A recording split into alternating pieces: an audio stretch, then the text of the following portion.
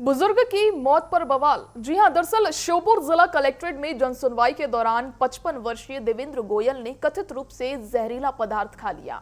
गंभीर हालत में उन्हें जिला अस्पताल ले जाया गया, जहां इलाज के दौरान उनकी मौत हो गई। मृतक का आरोप था कि परिवार के लोगों ने उनकी दुकान और सामान पर कब्जा कर लिया था और कई शिकायतों के बावजूद उन्हें न्याय नहीं मिल पाया। घटना से पहले उन्होंने अधिकारियों के सामने अपनी पीड़ा भी बताई थी। मामले के बाद कलेक्ट्रेट परिसर में हड़कंप मच गया है और प्रशासन पूरे घटनाक्रम की जांच में जुट गई है। इधर परिजनों ने बुजुर्ग का शव रखकर चक्का जाम कर नारेबाजी की और तहसीलदार मनीषा मिश्रा को बर्खास्त कर उनके खिलाफ हत्या का केस दर्ज करने की मांग की है। देखिए, दुकानदार पर कब्जे की शिकायत को लेकर ये बुजुर्ग पहुंचा था, जिसके बाद उसने जहरीला पदार्थ खा लिया। कलेक्टर से गुहार लगाने के बाद भी उसे न्याय नहीं मिल पाया है। आखिर इसका जिम्मेदार कौन है, ये बड़ा सवाल है। देखिए, कलेक्ट्रेट में जनसुनवाई में बुजुर्ग ने जहरीला पदार्थ खा लिया, जिसे अस्पताल ले जाने के बाद उसकी वहां पर मौत हो गई। इलाज के दौरान बुजुर्ग की मौत हो चुकी है। घटना से पहले अधिकारियों के सामने उसने अपनी पीड़ा भी बताई थी, लेकिन मामले के बाद बुजुर्ग की कोई सुनवाई नहीं हो पाई। इसमें क्या कुछ समाज सेविका का बयान आया, आइए आपको सुनवाते हैं। एक अधिकार संवेदना शून्य व्यवहार। एक बच्चे आज उन्होंने अपने पिता खो दिया, उनकी पत्नी विधवा हो गई, तो इस पीड़ा को शायद महिलाओं के भी उन्होंने नहीं समझा। ऐसे अधिकारियों को इसमें आप मुख्य देवेंद्र पुत्र दुलीचंद गोयल हैं, उम्र 50 साल, निवासी ये पोस्ट ऑफिस के पीछे श्योपुर के रहने वाले हैं। ये जिला अस्पताल श्योपुर में आईसीयू वार्ड में कुछ पॉइजन खा के आए हैं, जिनकी इलाज के दौरान मृत्यु हुई है। तो अभी पोस्टमार्टम करा के और अग्रिम जांच की जाएगी। एक अधिकारी का इतना निकृष्टतम व्यवहार संवेद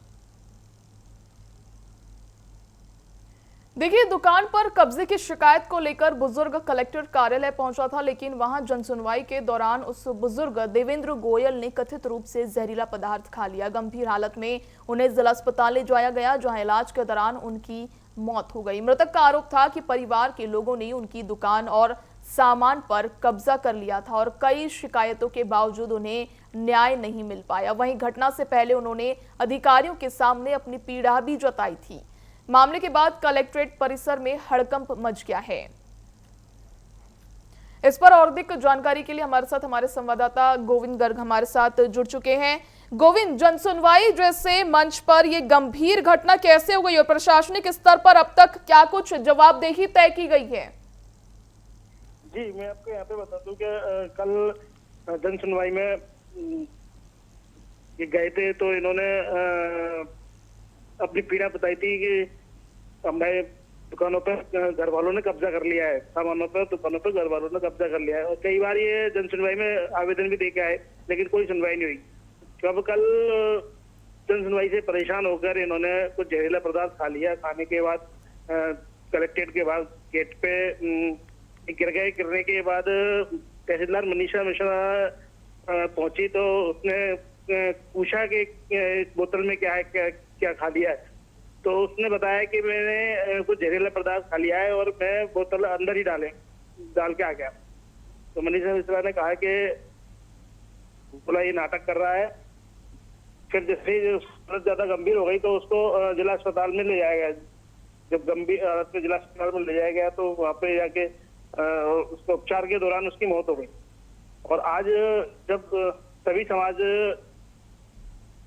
मैदान में आए तो उन्होंने गोलंबर जय स्तंभ पर शव रखकर प्रदर्शन किया। प्रदर्शन में फिर उसके बाद में एसडीएम, कलेक्टर, प्रशासनिक अधिकारी अमला वहां पर पहुंचा, तो उन्होंने इनकी सभी मांगे को शासन को भेजने का आश्वासन दिया है। जो भी शासन को भेजी जाएगी और आगे कार्रवाई होगी वो करी जाएगी।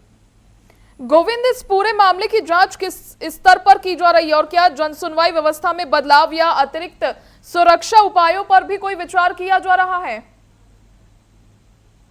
जी बिल्कुल, इस पर जनसुनवाई में सवाल तो खड़े होते हैं, लेकिन आप देखते हैं कि आगे जनसुनवाई में क्या ऐसे ऐसी दोबारा घटना ना हो, इसके लिए क्या क्या कदम उठाया जी गोविंद, परिजनों ने तहसीलदार पर गंभीर आरोप लगाए हैं, वहीं बर्खास्तगी और हत्या का मामला दर्ज करने की भी मांग की। प्रशासन इस पर क्या कुछ कोई बयान सामने आया प्रशासन की तरफ से कि वहीं जनसुनवाई में एक बुजुर्ग ने अपनी जान दे दी, और उनकी तरफ से कोई आधिकारिक बयान? जी, यहाँ पे मैं आपको बता दूं कि जिला कलेक्टर धरने प्रदर्शन पर पहुंचे तो उन्होंने आश्वासन दिया है परिजनों को कि जो भी इसमें कार्रवाई में जो भी तथ्य सामने निकल के आएंगे उसमें कार्रवाई की जाएगी।